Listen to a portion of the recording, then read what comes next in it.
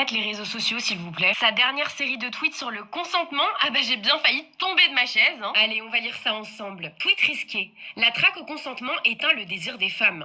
Un non timide cache souvent un peut-être. C'est un test pour trier les hommes audacieux de ceux qui ne le sont pas et voir ainsi qui osera braver l'interdit et la mériter. Alors juste pour information, braver l'interdit quand quelqu'un t'a dit non, ça s'appelle un viol. Et bien sûr, comme ça suffisait pas, on a une suite. J'ajouterais que les femmes sont plus à l'aise dans le flou.